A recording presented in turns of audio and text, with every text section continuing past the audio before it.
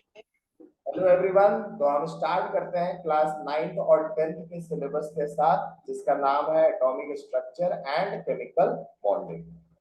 जिसको जो डाउट होगा क्लास में तुम लोग पूछ सकते हो, कोई दिक्कत मत लेना, ठीक है। ये नॉर्मल क्लास है, जेन्युइन क्लास है, तुम लोग के लिए ऑफलाइन क्लास है। जिसके लिए ऑनलाइन जाना होगा जाए, कोई दिक्कत नहीं है। हाँ, या फिर तुम लोग के लिए भी अगर मान लो वीडियो रिपीट करके देखना चाहते हो तो तुम देख सकते हो, कोई दिक्कत। ऑफलाइन क्लास का ही वीडियो आप रिपीट, मान लो कोई कंसेप्ट समझ में नहीं आया तो यार जाके एक प्रकार में फिर से वीडियो देखना, शायद समझ में आ जाए। उसके बाद भी नहीं आएगा तो हमें डाउट पूछ सकते हो, जितना डाउट पूछना होगा पूछना, कोई दिक्कत। चलो, तो many attempts have been made to know us what is the ultimate particle of matter। देखो शुरुआत शुरुआत में कहां से बात स्टार्ट हुआ है ना, कि एटम क्या है, एटम क्या है। ये एक इंपॉर्टेंट चीज, कहां से स्टार्ट हुआ बात। तो सबसे पहले आपके इंडियन थे महर्षि कन्नर, ठीक है। इन्होंने बोला था कि जो मैटर है वो परमाणु से बना है। जिससे बना है? परमाणु से। और परमाणु क्या है? परमाणु का मतलब हुआ कि इनडिस्ट्रक्टिबल पार्ट है, सबसे छोटा पार्ट है मैटर का, जो आपको फर्दर वो डिस्ट्रक्ट नहीं हो सकता। तो according to him, matter consisted of indestructible minute particles called परमाणु, ठीक है। परम मीन्स अल्टीमेट एंड अणु means particle, now called atoms. तो दिक्कत, ठीक है। अब इसको क्या, परमाणु को क्या बोला जाता है? एटम्स। परम का मतलब अल्टीमेट, अणु मीन्स पार्टिकल, मतलब अणु कहने का मतलब है परमाणु, that the ultimate particle you can से। जो उस समय सोचते थे लोग, है ना, कि उस वो एक अल्टीमेट पार्टिकल है, ठीक है। वो इनडिस्ट्रक्टिबल है, मतलब फर्दर डिस्ट्रक्ट नहीं कर सकता। और कब बोला था इन्होंने वो भी नोट करो, 6 सेंचुरी बीसी में बोला था। कब बोला था? 6 सेंचुरी बीसी के अराउंड में ये बात बोले थे। और इनफैक्ट इन्होंने कुछ और भी चीजें कही थी, जैसे अब परमाणु does not exist in free state, rather it combines with other परमाणुस to form bigger particle called अणु, ठीक है। कहने का मतलब है परमाणु आपस में कंबाइन करते हैं, परमाणु फ्री स्टेट में नहीं रहते। इनका कहना था कि परमाणु, लेकिन ऐसा नहीं है। बाद में हम लोग को पता चला कि एटम जो परमाणु है वो आपका दे मे और may not exist in the free state, ठीक है। दे मे और may not exist in the free state, है ना। जैसे नोबल गैसेस के केस में एटॉमिक फॉर्म में पाया जाता है, ठीक है, वहां फ्री स्टेट में अकरेंस है। जितना मेटल्स है ना, जो प्योर फॉर्म में पाया जाता है उसमें कौन सा एटम, उसी के एटम्स होंगे, यानी कि वो भी एटॉमिक फॉर्म में पाया जा रहा है। यानी कि ऐसा नहीं है कि अगर इसके में एग्जिस्टेंस नहीं है फ्री फॉर्म में, तो एटम्स मे और may not exist in free state, याद रखिएगा। ये बाद में पता चला, वो 6 सेंचुरी बीसी में महर्षि कन्नड़ का था कि atoms can't exist in free state. ये बाद में रिसर्च में पता चला ये सारा, ठीक है। क्योंकि उस समय तो किसी को ऐसा कुछ पता भी नहीं था कि एटम होता है, जिस तरह 6 सेंचुरी बीसी में, ठीक है। There are different type of परमाणु, each of them exhibits specific properties. तो मतलब बहुत सारा परमाणु दुनिया में एग्जिस्ट कर सकता है, और हर एक परमाणु जो भी आपका होगा उसका प्रॉपर्टीज जो होगा वो फिक्स होगा, उसका प्रॉपर्टीज एक प्रॉपर एग्जिबिट कर रहा होगा एक पर्टिकुलर प्रॉपर्टी को, कोई दिक्कत। उसका अपना एक प्रॉपर्टी होगा, कहने का मतलब, ठीक है। आगे बढ़े, कोई दिक्कत है यहाँ तक? किसी को पूछ सकते हो? नहीं है? चलिए, इसके बाद देखो कैसे कैसे बात स्टार्ट हुआ। 6 सेंचुरी बीसी में आपका मतलब 6 सेंचुरी बीसी मतलब 600 बीसी, 600 बीसी के बाद अब बता रहे हैं डेमोक्रिटस। अब कौन है? डेमोक्रिटस। डेमोक्रिटस आए, उन्होंने बोला कि एटम एक पार्टिकल है, सबसे छोटा पार्टिकल है मैटर का, जो फर्दर इनडिविजिबल है, अनकटेबल है। मतलब उसके बाद आगे आप काटने की कोशिश करो या डिवाइड करने की कोशिश करो, डिवाइड नहीं होता है। तो ग्रीक फिलोसफर डेमोक्रिटस, ये सब इंट्रोडक्शन है, याद रखना। ये सब क्या आपका इंट्रोडक्शन है, चैप्टर इंट्रोड्यूस हो रहा है आप लोग को कि कैसे बात स्टार्ट हुआ एटम्स का बात। और आज के डेट में ऐसा थ्योरी आ गया, आगे से धीरे धीरे चलते चलते पता, इसमें हम लोग क्वांटम मॉडल में घुस गए, जहां हम लोग पढ़ रहे हैं कि इलेक्ट्रॉनिक वेव की तरह बिहेव कर रहा है। तो मतलब 11th में जाके ये चीज आप लोगों को पढ़ना रहता है, ठीक है। अभी नहीं, एटॉमिक स्ट्रक्चर में मतलब ये थ्योरी जो एक क्या बोलते हैं आपका 600 बीसी के राउंड में जो शुरू हुआ, वो पूरा खत्म हो, अभी भी बोलो पूरा नहीं खत्म हुआ, अभी भी रिसर्च का बहुत सारा चीज पार्ट है एटॉमिक स्ट्रक्चर में, ठीक है। तो ये कंटिन्यूअस टॉपिक है अभी तक जो चल रहा है, ऐसा सोचो। और इसी में आपका बहुत सारा प्लांट्स, क्वांटम थ्योरी, ये सब आप लोग जो आगे चल के पढ़ोगे इसी में इंट्रोड्यूस हो जाएगा। ठीक है, तो दैट्स वेरी इंपॉर्टेंट चैप्टर, कैसा होता है एटम। अब उसके बाद ग्रीक फिलोसोफर डेमोक्रिटस 460 बीसी के अराउंड बोलते हैं कि परमाणु called the परमाणु an atom which comes from Greek word meaning indivisible। Greek word atom कहां से आया? सब ग्रीक वर्ड से आया है। एटम कहां से आया है? ग्रीक वर्ड, जिसका मतलब क्या होता है? इंडिविजुअल। और टर्म जो है एटोमियो होता है, ये भी लिखो। तो ग्रीक में टर्म होता है वो क्या है आपका? एटोमियो। ठीक है, जिसको जिसका मतलब होता है इंडिविजुअल, वहीं से ये शब्द आया है एटम, वहीं से ये शब्द आया है atom. But the first scientific, आप देखो 600 से पहुंच गए 460 बीसी, मतलब कितना साल हो गया? 600 बीसी से 460 बीसी पहुंचे, 140 ईयर्स। कितना हुआ? 140 ईयर्स। अब उसके बाद डायरेक्ट एटम एटम के बारे में जो अगला बातचीत हुआ, जो अगला डिस्कशन हुआ, अगला एक्सपेरिमेंट हुआ, अगला थ्योरी के फॉर्म में कोई अगर साइंटिस्ट लेके आए, वो डायरेक्टली थे जॉन डाल्टन इन 1808। मतलब अब कितना साल हो गया? यानी कि डेमोक्रिटस और महर्षि कंदर के बाद बीसी में किसी ने इसके बारे में बात ही नहीं किया। सीधे कहाँ बात स्टार्ट हुआ?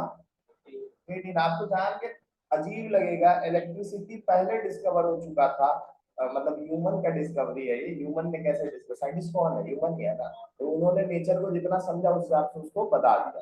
तो पहले इलेक्ट्रिसिटी डिस्कवर हो गया था, उसके बाद इलेक्ट्रॉन का डिस्कवरी। इलेक्ट्रिसिटी जिसके वजह से है उसका डिस्कवरी बाद में। इलेक्ट्रिसिटी किस वजह से है? फ्लो ऑफ चार्ज की वजह से। और चार्ज कौन सा रहता है? इलेक्ट्रॉन या फिर आयंस।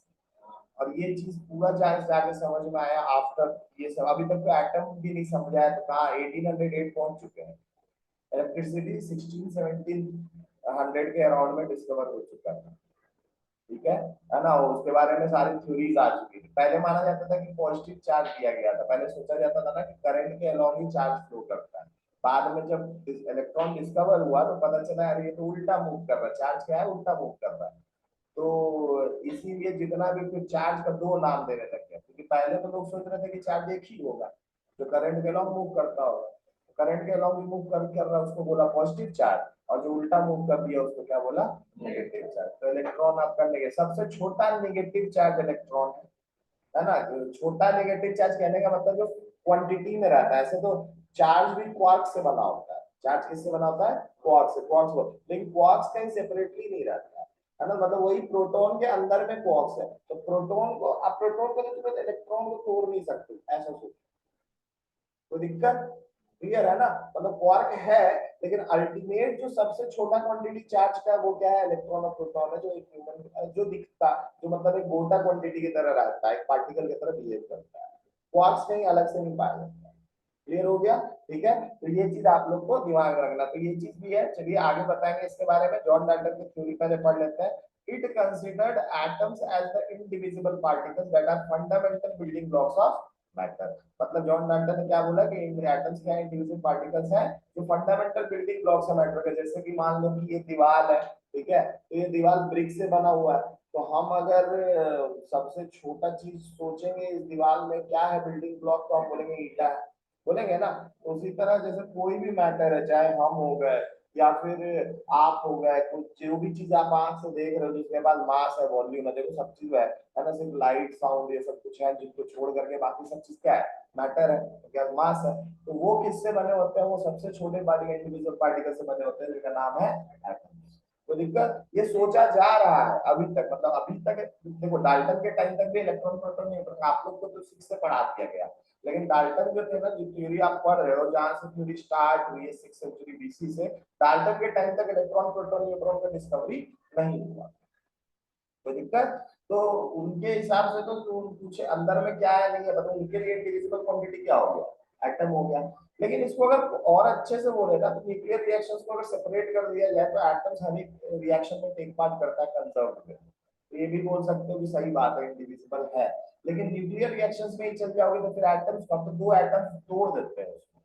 ठीक है ना, मतलब एक ही एटम को क्या करते हैं, दो एटम अलग अलग एटम्स में बना देते हैं न्यूक्लियर रिएक्शंस में। तो ये चीज जहाँ पे हो रहा है वहां पे तो फिर आपका क्या कहते हैं, न्यूक्लियस टूट रहा है।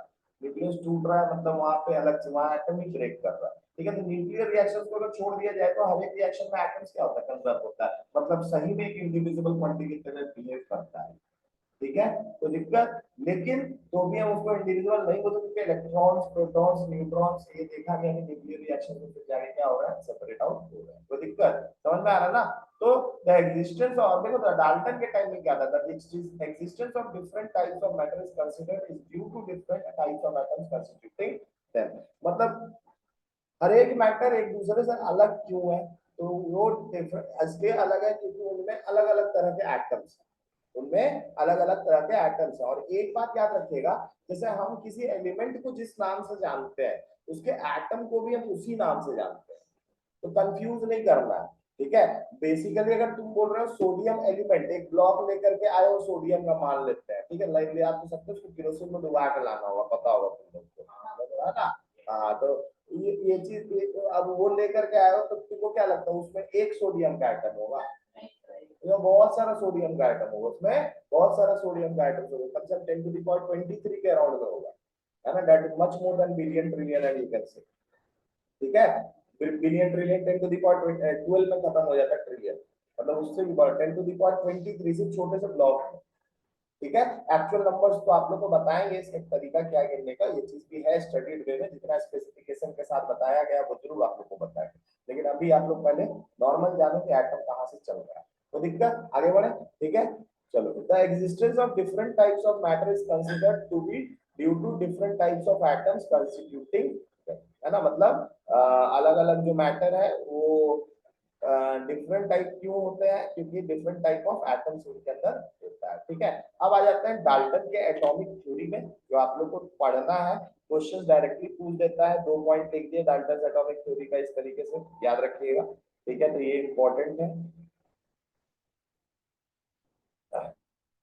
जितने पॉइंट्स है उतने आप लोग को बता दे रहे हैं, सबको समझा दे रहे हैं, बहुत सिंपल है, ज्यादा कुछ इसमें नहीं है। देखो डाल्टन के हिसाब से, डाल्टन के हिसाब से जब 1808 में इलेक्ट्रॉन, प्रोटॉन, न्यूट्रॉन का डिस्कवरी नहीं हुआ था, तब तब क्या थ्योरी उन्होंने दिया था वो देखो, matter consist of very small and indivisible particles called atoms, atoms can neither be created nor be destroyed, other words में बोले तो एटम्स आर कंजर्व, सही है, अदर वर्ड्स में बोले तो एटम्स आर कंजर्व।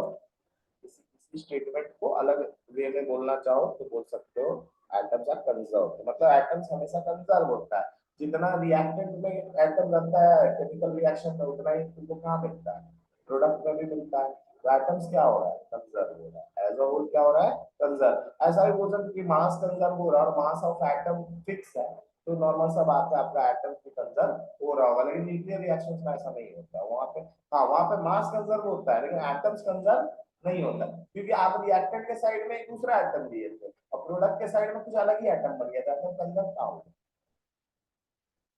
सही बात ना। आप बोल सकते हो कि प्रोटॉन्स या फिर न्यूट्रॉन्स कंजर्व हो गया, ये बोल सकते हो, है ना, लेकिन क्या वो कंजर्व हुआ, नहीं कंजर्व हुआ, है ना, नहीं, इस वजह से the atoms of an element are like in all respects, ये बोल रहा है ना कि किसी भी एक एलिमेंट का अगर कोई एटम होगा तो वो आपका सेम होगा, है ना, मतलब एक ही तरीके का होगा इन ऑल रेस्पेक्ट, ठीक है। जैसे मान लो कार्बन का कोई एटम है, कार्बन एलिमेंट का कोई एटम ले रहे हैं, ठीक है, तो कार्बन एलिमेंट का जो भी एटम होगा, है ना, ऐसे तो हम लोग सेम, जैसे कि बताया एलिमेंट और एटम दोनों को सेम सिंबल से रिप्रेजेंट करते हैं, तो कार्बन मान लेते हैं, ठीक है। तो वो बोले कि कार्बन का जो भी अब एटम होगा ना इस एलिमेंट का वो सेम होगा हर एक रेस्पेक्ट, उसमें कोई चेंज नहीं, लेकिन बाद में तुम लोगों को पता है, तुम लोग पढ़ भी चुके हो बहुत लोग 8 में आइसोटोप्स करके, ठीक है। तो दिक्कत ये कि डाल्टन के टाइम में तो इलेक्ट्रॉन, प्रोटॉन, न्यूट्रॉन का डिस्कवरी हुआ ही नहीं था, तो आइसोटोप्स के बारे में कहां से बता पाते हैं, क्योंकि आइसोटोप्स क्या होता है, जिसका मास नंबर डिफरेंट होता है, एटॉमिक नंबर सेम होता है, एटॉमिक नंबर बराबर क्या होता है, प्रोटॉन्स प्लस न्यूट्रॉन्स, लेकिन उनके टाइम में तो डिस्कवरी नहीं हुआ है, सही बात है। तो ठीक है, ये जो दिए उसमें बहुत सारे पॉइंट्स आपके लिमिटेशंस के पार्ट हैं, ऐसा आप बोल सकते हो, मतलब वो आगे के थ्योरी में पता चला कि नहीं ऐसा नहीं, लेकिन एक पॉइंट है जो इन्होंने बोला था वो चीज बहुत सही साबित हुआ था। अच्छा ठीक है, बताते हैं। और they differ from atoms of other elements, ये भी बोला। अब देखो एक एक और चीज है, तुम्हें एक आइसोटोप, जैसे कार्बन के 3 तरह के एटम्स पाए जाते हैं, कार्बन 12, कार्बन 13, कार्बन सॉरी ऊपर लिखा जाता है मास नंबर, है ना, ये याद रखना। मास नंबर कहाँ लिखा जाता है? ऊपर, है ना। तो इसके तीन तरह के एलिमेंट्स, एटॉमिक नंबर नीचे लिखा जाता है। नीचे क्या लिखा जाता है? एटॉमिक नंबर C12, C13 और C14। ये तीन तरह के एटम्स इसके पाए जाते हैं। तो जैसा हम लोग सोच रहे थे कि क्या एक ही तरह का एटम पाया जाता है किसी एटम मतलब एलिमेंट का, तो ऐसा बाद में पता चला जब इलेक्ट्रॉन प्रोटॉन न्यूट्रॉन का डिस्कवरी में, ऐसा नहीं होता, ठीक है। लेकिन ये क्या बोल रहे थे कि कोई भी एलिमेंट का सारा एटम्स क्या होगा? एक ही तरीके का होगा। लेकिन क्या ये एक ही तरीके का है? नहीं है, है ना। समझ में आ रहा है ना? चलिए, और दे डिफर, अच्छा बोल रहा है अलग अलग एलिमेंट से डिफर करेंगे। तो एक आइसोबार्स, ये आइसोटोप्स, इसको क्या बोलते हैं? आइसोटोप्स। मतलब आइसोटोप्स का मतलब क्या हुआ इसका मतलब? है ना, mass number same, sorry sorry atomic number same. अच्छा, एटॉमिक नंबर को Z लिखते हैं, मास नंबर को A लिखते हैं, तो वही लिख देते हैं, ठीक है। सिंबल याद रखिएगा, ये सिंबल इंपॉर्टेंट है। तो Z सेम रहेगा, ठीक है, आइसोटोप्स का, और मास नंबर क्या रहेगा? डिफरेंट रहेगा। तो दिक्कत याद रखिएगा, एटॉमिक नंबर को कैपिटल Z से रिप्रेजेंट करते हैं और मास नंबर को कैपिटल A से।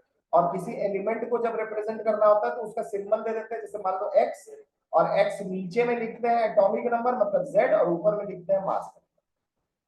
तो दिक्कत, ये चीज आप लोगों को अगर होगा इसमें अलग फॉर्म में तो एक बार और रिपीट करवाएंगे, इंपॉर्टेंट है, क्वेश्चन अच्छा अच्छा आता है इससे, आइसोटोप्स, ठीक है। आइसोबार्स आप लोगों को सिलेबस। अच्छा अब यहाँ पे देखो, ये जो लास्ट वाले स्टेटमेंट दिख रहा है ना, एक आइसोबार्स करके भी अलग चीज होता है। अब आइसोबार्स क्या होता है? ऐसे एटम्स होते हैं जिनका एटॉमिक नंबर डिफरेंट है लेकिन मास नंबर सेम है।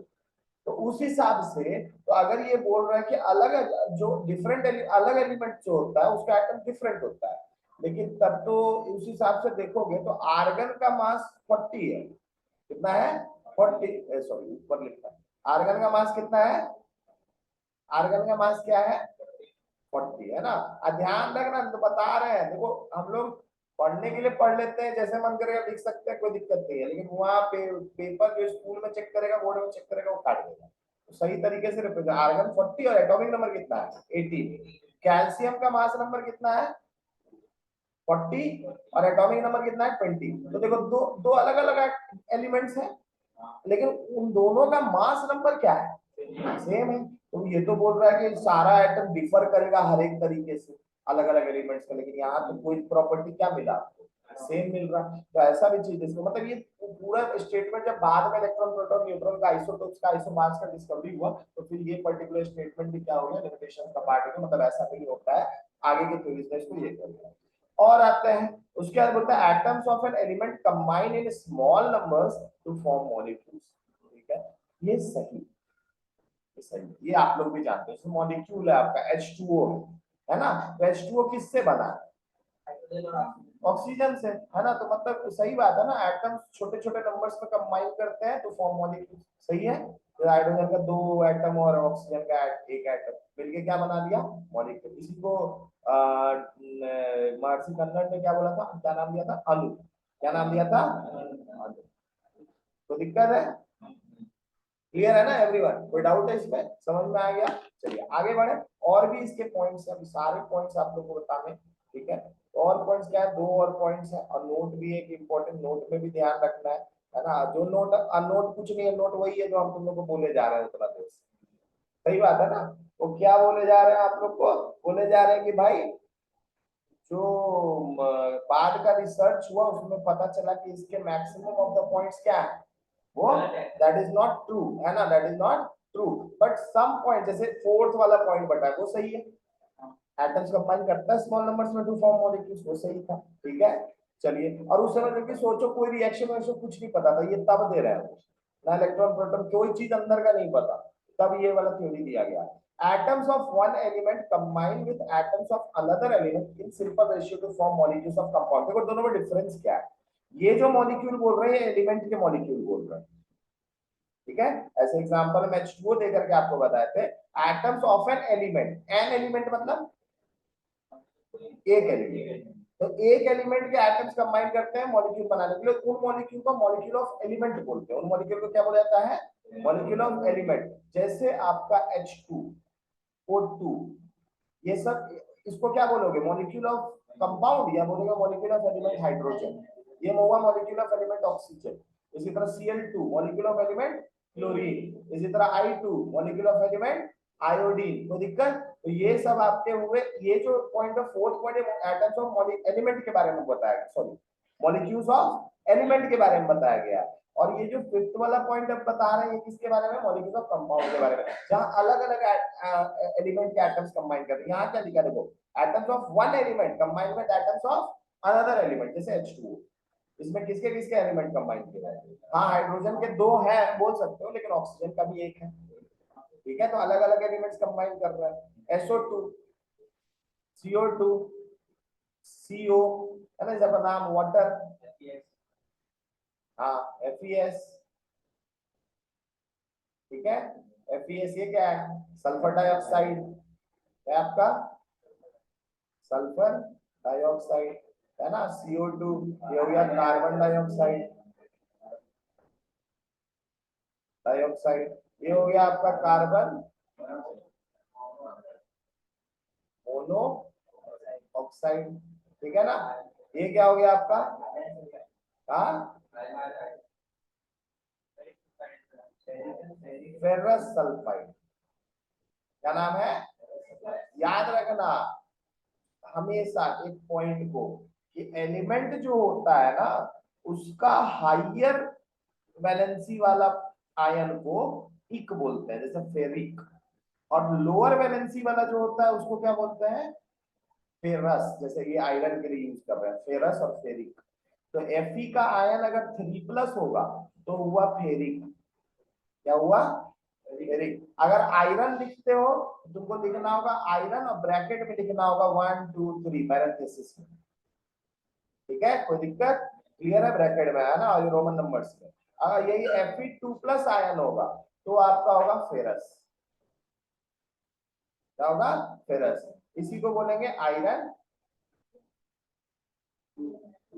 कोई दिक्कत है ना? तो ये आयरन, आप इसको आयरन 2 सल्फाइड भी बोल सकते हो, है ना। इसको आप क्या बोल सकते हो? आयरन 2 सल्फाइड भी बोल सकते हो। कोई दिक्कत? इसको आयरन 2 सल्फाइड भी बोलोगे तो दिक्कत नहीं होगा, लेकिन याद रखिएगा, है ना। इसी तरह एक और है Cu+1 आयन, ये क्या हुआ? Q+, या फिर आप इसको लिख सकते हो कॉपर 1। और यही Cu2+, ये क्या हो गया? क्यूप्रिक। ठीक है, और ये हो गया आपका कॉपर 2। कोई दिक्कत है ना? सॉरी, रोमन नंबर्स में लिखता है।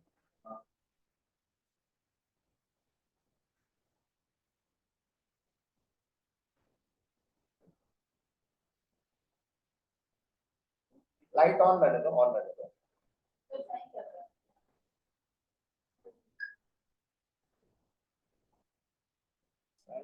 कर दिया,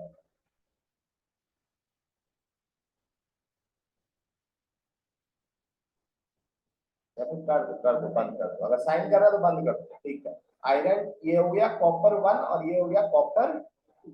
ठीक है, क्यूप्रिक आयन या फिर क्यूप्रस आयन। कोई दिक्कत इसमें? क्लियर है सबको? कोई डाउट है? नहीं ना? बढ़िया, समझ में आ गया। अच्छा, अब इसी में देखो लास्ट पॉइंट, ये भी सही है मॉलिक्यूल्स ऑफ कंपाउंड्स। ये मतलब 2 पॉइंट इसके सही थे डाल्टन के, अभी तक सही है, कोई रिसर्च में गलत नहीं साबित हुआ, ऐसा सही में हो रहा है। एटम्स मॉलिक्यूल्स ऑफ एलिमेंट भी एग्जिस्ट कर रहे हैं और मॉलिक्यूल्स ऑफ कंपाउंड्स भी एग्जिस्ट कर रहे हैं, और उन्होंने जो बोला था उसी बेसिस पे कर रहा है। तो दिक्कत, atoms are the smallest units of matter, atoms are the smallest units of matter that can take part in a chemical reaction। ये भी पॉइंट सही है, लेकिन इससे छोटा पार्टिकल भी जो केमिकल रिएक्शन में टेक पार्ट कर रहा है वो इलेक्ट्रॉन है। इलेक्ट्रॉन टेक पार्ट करता है केमिकल रिएक्शन में। ठीक है, अब देखो, later research on atoms has proved that most of the postulates of Dalton's atomic theory are incorrect. ठीक है, except that atoms take part in chemical reaction. Atoms take part in the chemical reaction, ये सही है, but it is not the smallest unit which take part in the chemical reaction. ठीक है, और फिर मतलब लास्ट का 4 5 6 पॉइंट बोल सकते हो आप, सही है इनका। बाकी सब जो है इसमें लिमिटेशन मैटर, जैसे कि इंडिविजिबल है ऐसा नहीं बोल सकते, डिवाइड हो सकता है। ठीक है, कोई दिक्कत? एटम से इलेक्ट्रॉन निकाल सकते हो, न्यूक्लियर फिजन करेंगे तो प्रोटॉन भी टूट जाएगा, तो एटम्स क्या होते हैं, टूट सकता है, इंडिविजिबल नहीं है। है ना, आगे चल के पता चला। Neither be created nor be destroyed, ये सही, एटम्स कंजर्व होता है, भले वो दो एटम्स में बदल गया लेकिन वो दो एटम्स में कॉन्फ़िगरेशन एटम्स का कुछ था, ठीक है, तो एटम्स कंजर्व होता है। न्यूक्लियर रिएक्शंस में आप ये बोल सकते हो कि दो अलग एटम्स में बढ़ जाता है, लेकिन ओवरऑल प्रोटॉन्स और न्यूट्रॉन्स तो कंजर्व हो रहा है। तो atoms as a original form तो सही बात है, कंजर्व वहां पे नहीं हो रहा। तो न्यूक्लियर रिएक्शंस में ये भी पॉइंट इनका क्या हो गया, लिमिटेड हो गया, कोई दिक्कत, क्योंकि न्यूक्लियर रिएक्शंस में कोई पढ़ते ही नहीं। और ये दोनों पॉइंट तो ऑलरेडी समझा चुके हैं, आइसोटोप्स आइसोबार्स का डिस्कस, जब इलेक्ट्रॉन प्रोटॉन न्यूट्रॉन का डिस्कवरी हुआ तो आइसोबार्स आइसोटोप्स के वजह से थर्ड पॉइंट भी इनका लिमिटेशन। फोर्थ, फिफ्थ और सिक्स्थ पॉइंट ये इनका सही है, ऐसा सही में होता है। सेम एलिमेंट के एटम्स कंबाइन करते हैं, मॉलिक्यूल्स बनाते हैं, उनको मॉलिक्यूल ऑफ एलिमेंट बोलते हैं, ठीक है, जैसे H2O2। और अलग अलग एटम्स एलिमेंट के एटम्स जो होते हैं वो कंबाइन करते हैं सिंपल रेशियो में, फुल नंबर रेशियो में, to form molecules of compounds, to form molecules of compound. तो ये वाला चीज जो आप देख रहे हो, these are all what, these are all molecules of compounds, molecules of compounds. कोई दिक्कत, ठीक है, और ये सारे हो गए मॉलिक्यूल्स ऑफ एलिमेंट्स। कोई दिक्कत यहां तक समझ में आ गया मेरे ख्याल से। चलिए अब आगे बढ़ते हैं। अब आ गया बात कि भाई इलेक्ट्रॉन प्रोटॉन न्यूट्रॉन, तो कैसे बात स्टार्ट हुआ, ये इंपॉर्टेंट, एक एक चीज को समझना। हाँ बोलो।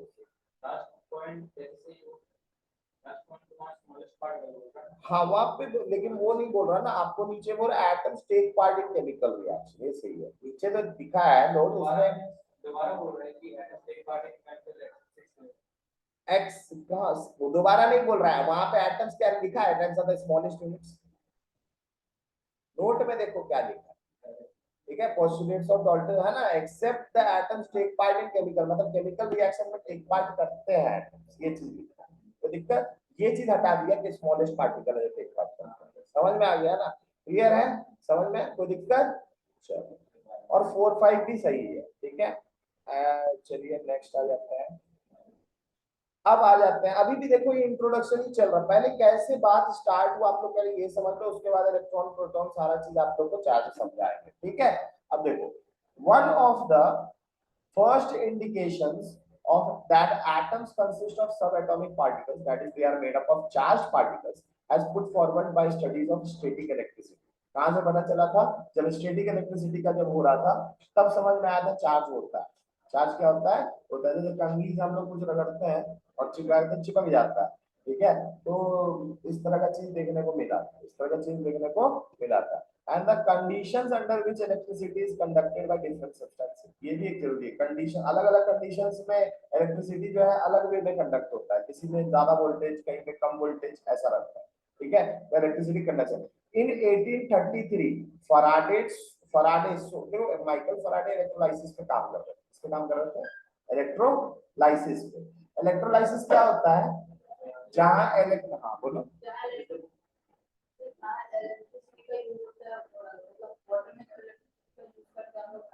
केमिकल रिएक्शंस करने के लिए। तो भाई इलेक्ट्रिसिटी में ऐसा क्या चीज है जो केमिकल रिएक्शंस हो जा रहा होगा, चार्ज, चार्ज यानी कि चार्ज, और केमिकल रिएक्शन किसका कर रहा हो, मैटर का। इसका मतलब केमिकल रिएक्शन कहने का मतलब है मैटर और चार्ज का कोई आपस में रिलेशन था, ये चीज उस समय साइंटिस्ट को समझ में आने लग गया था जब फराडे ने ये सब एक्सपेरिमेंट किया, ठीक है। तो Faraday showed the flow of electricity is due to the flow of charge particles, ठीक है। उसके बाद G J Stoney in 1874 first suggested the name electron for this electrical particle. However, it was J.J. Thomson who showed the existence of these charged particles and thus discovered electrons.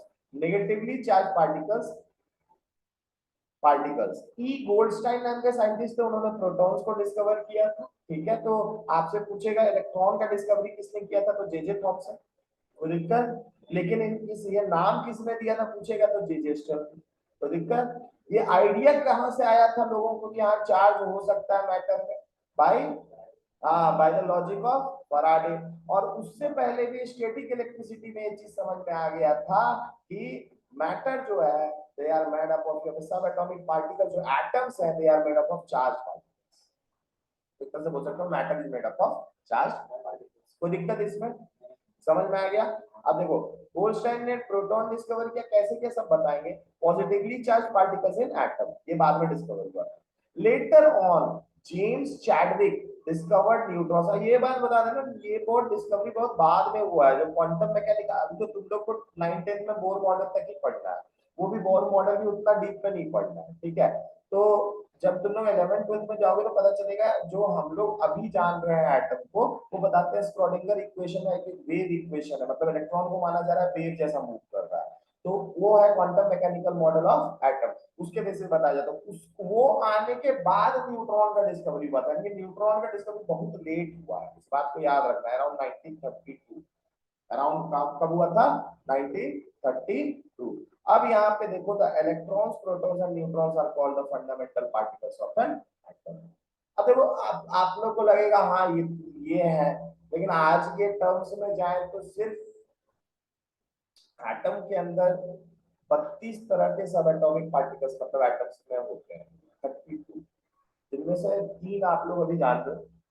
11 12 में कुछ और नाम जानोगे, है ना, मतलब तो भी उतना नहीं, है ना, ज्यादा से ज्यादा 7 8 इतना जान के रखते हो। बाकी लेटर स्टडीज में जब अंडर ग्रेजुएट आप लोग हो रहे हो, है ना, ग्रेजुएशन कर रहे हो, एडमिशन लोगे तो जाकर के जानोगे, अगर ये आपके फील्ड का सब्जेक्ट रहा तो, ठीक है। जैसे साइंस में इंजीनियरिंग करोगे तो जब नॉर्मल सब आते हैं, वहां भी थोड़ा बहुत तुम लोग को समझना होगा। तो लोग के एक्सरे डिफ्रैक्शन ये सब चीजें ना, बहुत सारा चीज। और ये चीज भी याद रखना, chemistry is like knowing physics and maths. Physics and अभी नहीं समझ में आएगा 10th तक, लेकिन 11 12 में ये चीज है ना, पढ़ते पढ़ते समझ में आ जाएगा। केमिस्ट्री बिना फिजिक्स और मैथ्स के समझना इम्पॉसिबल है, तो दिक्कत, ठीक है। अभी ये चीज है 10th तक नहीं समझ में आएगा, ठीक है। 10th तक, क्योंकि 10th आप लोगों में अभी उतना फिजिकली नहीं बताते हैं, ठीक है, अभी उसमें उतना फिजिक्स का यूज नहीं करते हैं। आगे बढ़े। And these particles are building blocks of all atoms of an element. कोई दिक्कत? क्लियर है एवरीवन यहाँ तक? ठीक है, बिल्डिंग ब्लॉक्स ऑफ एलिमेंट, तो मतलब सब एटॉमिक पार्टिकल्स अलग अलग लोगों ने डिस्कवर किया था। तो दिक्कत? अच्छा, स्टैटिक इलेक्ट्रिसिटी जैसे यूज हुआ है तो बुक में दे दिया इसका डेफिनेशन भी, जैसे बोले फ्रिक्शनल एंड रबिंग के वजह से जो होता है, ठीक है, तो ये डेफिनेशन के फॉर्म में डाल देते हैं।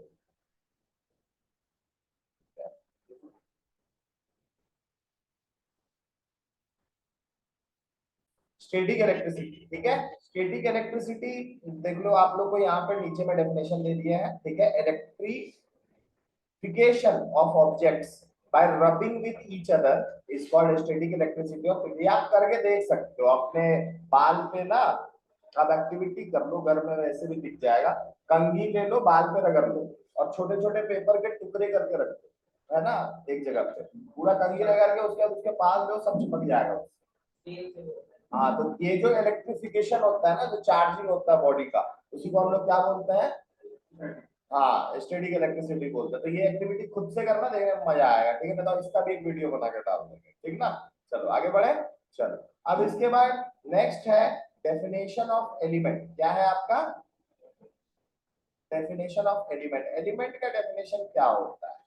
तो एलिमेंट का डेफिनेशन क्या होता है कि एक सब्सटेंस होता है एलिमेंट, ठीक है, जो एक ही तरह के एटम से बना हो। जो किससे बना हो? एक ही तरह के एटम से बना हो, ठीक है, only one type of atom, ठीक है। क्या इसको अगर थोड़ा डिटेल में जाए तो एटम्स एटॉमिक नंबर कम से कम सेम होना चाहिए, मतलब नंबर ऑफ प्रोटॉन्स क्या होने चाहिए? सेम। तो डिटेलिंग में अगर बोले, फॉर एग्जांपल तुम बोलोगे आइसोटोप्स, तो कार्बन 12 13 14 अलग तरह हो गया ना एटम, एक तरह का नहीं हुआ। लेकिन सबको हम किस क्या नाम से जानते हैं?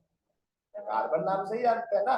तो मेन जो क्राइटेरिया उनका क्या होना चाहिए? नंबर ऑफ प्रोटॉन्स आपका सेम होना चाहिए। ये अंडरस्टैंडिंग के लिए क्लास 9th में पेपर में लिख के आने के लिए वन टाइप ऑफ अंडरस्टैंडिंग के लिए नंबर ऑफ प्रोटॉन्स क्या होने चाहिए? एटम्स के सेम होने चाहिए।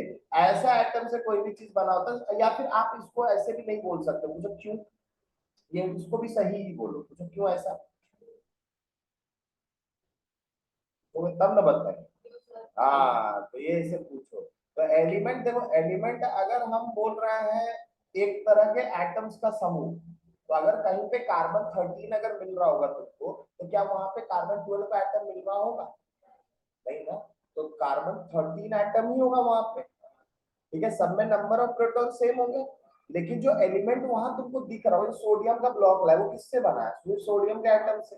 सिमिलरली तुम कार्बन 12 लेके आओगे, किससे बना होगा? सिर्फ कार्बन 12 के एटम से। कार्बन 13 लेके आओगे, किससे बना होगा? कार्बन 13 के। है ना। वो बात और है कि तीनों आइसोटोप्स को हम एक ही एलिमेंट के नाम से जानते हैं, कार्बन। क्लियर है, कोई दिक्कत? अब चलो आगे बढ़े। Element is a pure substance that can neither be decomposed into nor form from simple substances by ordinary physical और केमिकल मेथड्स। आप किसी ऑर्डिनरी फिजिकल और केमिकल मेथड से एलिमेंट नहीं बना सकते, ठीक है। हम लोग एक्सट्रैक्शन भी अगर करते हैं ना, प्योर फॉर्म में आयरन बनाने की कोशिश भी करते हैं, तो 99% प्योर होता है, 99.979 ऐसे कुछ होता है, मतलब कुछ ना कुछ उसमें मतलब कहने का मतलब इम्प्योरिटी रह ही जाता है। समझ में आ रहा ना? तो इम्प्योरिटी रह जाता है, इसका मतलब इंसान तो पूरा एक्सट्रैक्ट करके एक एलिमेंट निकाल नहीं पा रहा। तो जो भी आपको एलिमेंटल फॉर्म में जो भी चीज मिल रहा है 100%, वो आपका क्या है भाई, नेचुरली बना होगा। वो ऑर्डिनरी फिजिकल और केमिकल मेथड से तो नहीं बन सकता। भले इंसान से आजकल तो मैनमेड एलिमेंट्स बन रहा है, लेकिन वो ऑर्डिनरी फिजिकल और केमिकल मेथड नहीं, ठीक है, बहुत हायर लेवल का मेथड्स है, ठीक है। तो it is a pure substance that can either be, ऐसा हम नहीं बोलेंगे आज के डेट में मैनमेड एलिमेंट्स बन रहा है, पहले ना नॉट फॉर्म बाय सिंपल, हाँ, लेकिन सिंपल सब्सटेंसेस से नहीं बन सकते by ordinary physical and chemical. Clear है, ये सही है। तो elements is a pure substance that can neither be decomposed into nor formed by from simple substances by ordinary physical and chemical methods, है ना। और ये याद रखना, ये कोई भी एलिमेंट सेम तरह के एटम से बना होता है, ठीक है, सेम तरह के एटम से बना होता है। अगर आइसोटोप्स के फॉर्म में आप उसको डिफरेंशिएट भी कर रहे हो तो भी कोई दिक्कत नहीं, क्योंकि आइसोटोप जो होते हैं उनको हम सेम एलिमेंट के नाम से जानते हैं। यानी मतलब पीरियोडिक टेबल में तुमको कार्बन मिलेगा, कार्बन 12 13 14 तो नहीं मिलने वाला, क्लियर है ना, वो नहीं मिलने वाला। अब the carbon is an element because it can't be split into two or more simpler substances, वही बोलना चाह रहा था, डिकम्पोज्ड इनटू नॉर फॉर्म, दोनों, ठीक है, दोनों चीज है, डिकम्पोज्ड भी नहीं होना चाहिए और दूसरा चीज फॉर्म भी नहीं होना चाहिए, ठीक है भाई, simple. Ordinary like heating, breaking और पासिंग इलेक्ट्रिसिटी ऑर्डिनरी मेथड से नहीं कर सकते, तो बहुत हाई एनर्जी देना होगा, उतना हाई एनर्जी ऑर्डिनरी मेथड से नहीं मिल सकता, तो दिक्कत है ना। कार्बन एटम को तोड़ना मतलब उसके न्यूक्लियस को तोड़ना, न्यूक्लियर फिजन के लिए बहुत ज्यादा एनर्जी, सही बात है ना, समझ में आ गया। तो इस कार्बन एटम को तोड़ना या फिर कार्बन, हाँ ना, इसी को न्यूक्लियर रिएक्शन में, वही नीचे नोट में लिखा हुआ है, radio activity the process of radio active decay and high energy nuclear reactions can transfer one elementary substance into another. मतलब किसी एलिमेंट को अगर तोड़ना है तो फिर वहां पे आपको न्यूक्लियर एनर्जी को यूज करना पड़ेगा, जो कि बहुत ज्यादा एनर्जी होता है, उसको फिर ऑर्डिनरी मेथड में तुम नहीं, ये वो ऑर्डिनरी मेथड नहीं है। मतलब कहने का मतलब जहां तुम अल्फा बीटा गामा रेस के साथ जाके एक्सपेरिमेंट कर रहे हो, ऑर्डिनरी मेथड होगा, क्लियर है ना, कोई दिक्कत? जो जो रेज हम लोग के लिए हार्मफुल है उनको वहां उसको उनके साथ हम एक्सपेरिमेंट कर रहे हैं बहुत केयरफुली, तो वो नॉर्मल सा बात है, वो आपका रिएक्शंस को ऑर्डिनरी मेथड में हम लोग नहीं ले सकते। तो nuclear reactions are not ordinary reactions, they are extra ordinary reaction. कोई दिक्कत? क्लियर है, यहाँ तक समझ में आ गया? तो डिफाइन कैसे करोगे एलिमेंट को, सिंपली बोल देना एक ही तरह के एटम से जो बना उसको एलिमेंट बोलते हैं डायरेक्टली। अच्छा यहाँ पे अब तुम लोग कंफ्यूज मत करना, तुम लोग को बोले कि मॉलिक्यूल ऑफ कंपाउंड, क्या बोले थे, मॉलिक्यूल ऑफ कंपाउंड, तो मॉलिक्यूल ऑफ एलिमेंट, ये टर्म बोले थे ना। तो जैसे बोले थे कि H2 है, तो H2 को हम मॉलिक्यूल ऑफ एलिमेंट ट्रीट कर रहे हैं, क्या ट्रीट कर रहे हैं, एलिमेंट। एलिमेंट कौन सा, तो हाइड्रोजन एलिमेंट। किस एलिमेंट का मॉलिक्यूल है ये, हाइड्रोजन एलिमेंट का। ये मॉलिक्यूल किस एलिमेंट का है, हाइड्रोजन एलिमेंट का। अब बोलोगे तो आप तो बोले कि एलिमेंट बना होगा सेम एटम से, तो ठीक है ना, एक कंटेनर में अगर हाइड्रोजन रखा है तो भले उसमें दो हाइड्रोजन बॉन्ड बना के H2 मॉलिक्यूल के फॉर्म में है, लेकिन अल्टीमेटली बनाओ क्या उस पर्टिकुलर वेसल में हाइड्रोजन को छोड़ के कोई और एटम है, नहीं है ना। तो सीनी एटम से बनाना है तो एलिमेंट तो हुआ ही ना, भले उसमें दो हाइड्रोजन मिलके मॉलिक्यूल बना लिया, लेकिन ओवरऑल जो हाइड्रोजन बना है वो एक ही तरह के एटम से बना है, ठीक है। तो यानी कि डेफिनेशन में परफेक्ट बैठ रहा है, an element of a substance. तो ये डेफिनेशन आप एकदम प्रॉपर है। इनफैक्ट मैटर का क्लासिफिकेशन बताते हैं तो इसको हम लोग पहले ही बता देते हैं, ठीक है ना, कि मैटर किससे बना होता है, तो मैटर कंस्टिट्यूएंट पार्टिकल से बना होता है। एक तरह के कंस्टिट्यूएंट पार्टिकल से जो बना होता है उसको प्योर सब्सटेंस बोलते हैं, जो अलग अलग तरह के कंस्टिट्यूएंट पार्टिकल से बना होता है उसको मिक्सचर्स या इम्प्योर सब्सटेंस बोलते हैं। प्योर सब्सटेंस दो तरीके के होते हैं, एलिमेंट और कंपाउंड। जो एक ही तरह के एटम से बना है उसको क्या बोलते हैं, एलिमेंट। लेकिन मॉलिक्यूल ऑफ एलिमेंट ये एक इंपॉर्टेंट समझ, ठीक है, क्योंकि H2 को हम कौन सा कोई कंपाउंड का मॉलिक्यूल बोलोगे क्या, कोई कंपाउंड थोड़ी है, एलिमेंट का मॉलिक्यूल, ठीक है, तो आप इसको ऐसे भी डिफाइन कर सकते हो, molecules made up of same atoms are known as molecule molecules made of same atoms are known as, वो तो वहां पे भी दे दें डाल्टन के फिफ्थ और सिक्स पॉइंट में लिखा होगा, वही तो डेफिनेशन उसका, ठीक है। जब एक ही एलिमेंट के एटम से मॉलिक्यूल बने तो उसको क्या बोलते हैं, मॉलिक्यूल ऑफ एलिमेंट, ठीक है। और जब अलग अलग एलिमेंट्स के एटम्स आपस में कंबाइन करें इन फिक्स रेशियो तो उसको कि वहां पे molecule of compound, it is known as molecule of molecule of element, molecule of element. तो दिक्कत, तो एलिमेंट का डेफिनेशन क्लियर है। अब आ जाते हैं एटम के डेफिनेशन। तो एटम जैसा कि बहुत लोग जो है ना बोले जा रहे थे क्या बोल रहे थे कि भैया इंडिविजिबल इंडिविजिबल इंडिविजिबल, बाद में क्या पता चला, डिविजिबल है। बाद में क्या पता चला, डिविजिबल है। तो अब डिविजिबल है तो कैसे उसको भी समझ लेते हैं। तो एन एटम, जैसा कि तुम लोगों को बताया था, an atom is the smallest particle of an element that exhibits all the properties of that element. कोई दिक्कत, कोई भी एटम किसी भी एलिमेंट का सारा प्रॉपर्टी को डिस्क्राइब करता है, ठीक है। इट मे और मे नॉट एग्जिस्ट इंडिपेंडेंटली, यही चीज आप लोग को बोले थे जो बहुत देर से, जैसे क्या नाम था, मानसी कन्नड़ का भी कहना था कि ये इंडिपेंडेंट एग्जिस्टली इंडिपेंडेंट नहीं करता, ये बोला जा रहा था। लेकिन जैसा कि बोले थे आप लोग को, मे और मे नॉट एग्जिस्ट इंडिपेंडेंटली होगा, but takes part in every chemical reaction, that is the but takes part in every chemical reaction. It is not the smallest particle which is taking in the part in the chemical reaction, but it is taking part in every chemical reaction. कोई दिक्कत, example, take a piece of zinc, है ना, and grind it into smaller pieces. All these pieces show properties of zinc. मतलब आप क्या करो ना, zinc metal ले लो, ठीक है, किसमें ले लोगे, आपको हल्का फुल्का क्या है, वैसे भी जिंक जो है ना बहुत ब्रिटल नेचर का होता है, तो आसानी से ग्राइंड हो जाएगा, ठीक है। तो उसको एक ओखली होगा ना, वो उसमें ले लो, या फिर लैब में भी रखता रहता है ग्राइंड करने के लिए, छोटा सा रखता है बेसन, उसमें आप जो है ना क्या करो, उसको ग्राइंड कर दो। अब ग्राइंड करने के बाद जो टुकड़ा तुमको जो मिला, छोटा छोटा क्या मिला होगा, पाउडर, बॉल्स के फॉर्म में। अब वो जो पाउडर है वो क्या होगा, वो जिंक का एटम नहीं होगा। मतलब कहने का मतलब वो जो पार्टिकल हम जो तोड़ रहे हैं ना, हम तो सोच रहे हैं वो जिंक एटम, लेकिन सही बात बोले कि उतना छोटा सा जिंक तो तुम लियो, उसमें कम से कम करोड़ों एटम्स होंगे, ठीक है। तो वो एक छोटा सा टुकड़ा भी जो तुमको दिख रहा होगा उसमें बहुत सारे जिंक एटम्स होंगे, सही बात है।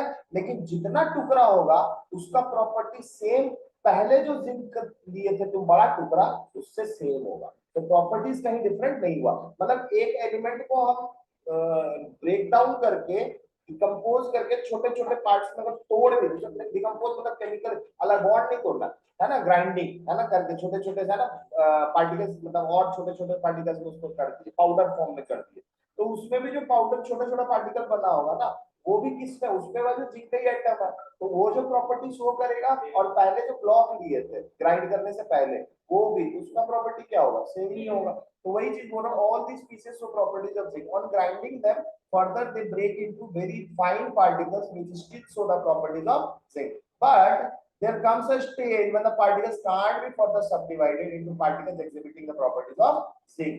These indivisible particles are atoms of zinc, ठीक है। मतलब एक पॉइंट, मतलब ग्राइंड करते गए करते गए करते गए करते गए, एक पॉइंट आएगा कि सबसे छोटा पार्टिकल तक पहुंच गया, फर्दर वो डिवाइड नहीं हो रहा, फर्दर वो डिवाइड नहीं हो रहा, लेकिन अभी भी वो प्रॉपर्टी शो कर रहा है किसका, जिंक का, सेम प्रॉपर्टी शो कर रहा है जो पूरा ये कर रहा था। तो वो जो सबसे छोटा प्रॉपर्टी है, सबसे छोटा पार्टिकल है जो एक एलिमेंट का सारा प्रॉपर्टी को शो करता है, उसको हम लोग एटम बोलते हैं। अगर उससे और डिवाइड किए तो फिर तुम्हारा जिंक का प्रॉपर्टी शो नहीं करेगा, क्लियर हो गया। मतलब फिर आप जैसे मान लो आप तोड़े, तो आप क्या तोड़ोगे, आप तो न्यूक्लियस ही तोड़ दिए, तो न्यूक्लियस तोड़ दिया तो अलग एटम बन गया, अब अलग एटम जिंक का प्रॉपर्टी शो करेगा, नहीं शो करेगा, न्यूक्लियर रिएक्शन में चलेगा, तो दिक्कत समझ में आ रहा है ना। तो हाँ, ये क्लियर हो गया, किसी को डाउट है इसमें, बढ़िया से है ना, समझ में आ गया है। तो in other words, atom is the smallest possible unit of an element, the smallest possible unit of an element यहाँ ऊपर में ज्यादा अच्छा है, of an element that exhibits all the properties of that element. It may or may not exist independently but takes part in any chemical. कोई दिक्कत? तो this is the proper definition, याद रखिएगा, इस डेफिनेशन को ही लिखिएगा। ये डेफिनेशन एटम का परफेक्ट है। क्या है? परफेक्ट। और इसी के साथ आज के लिए हम लोग विदा लेते हैं, मिलेंगे लेक्चर 2 में। आज ये लेक्चर 1 रहा, पहला ऐसा तबाही आप लोग के लिए। आईसीएससी वाले 9th 10th में 9th में है ये चैप्टर, लेकिन 10th में इसका इंपॉर्टेंस है, तो अभी से आप लोग पढ़ रहे हो तो ध्यान रखना कि 90% लाना है, ठीक है? क्योंकि मेरे ख्याल से आईसीएससी में केमिस्ट्री एक अलग सब्जेक्ट है, ठीक है, और सीबीएसई में साइंस कंबाइंड है, ठीक है। 10th तक में क्या था, फिजिक्स केमिस्ट्री एक ही बुक है, एनसीईआरटी अलग अलग है, एक है ना। तो मतलब अभी भी साथ में ही साइंस के फॉर्म में पढ़ाया जा रहा है, PCM PCB, physics chemistry biology, ठीक है। तो अभी और भी इसमें डिविजन्स होंगे 11th के बाद, ठीक है। लेकिन आईसी और उसमें केमिस्ट्री में कैसा 32 या 33 मार्क्स का होल्ड करता है, फिजिक्स भी 32 या 33 है, सिमिलरली बायो भी आपका 32 या 30 ऐसे कुछ 32 33 34 के रेंज में रहता है। तो ध्यान दीजिए, मेहनत कीजिए, ठीक है। और इसके साथ नेक्स्ट वीडियो में हम लोग मिलेंगे, ठीक है।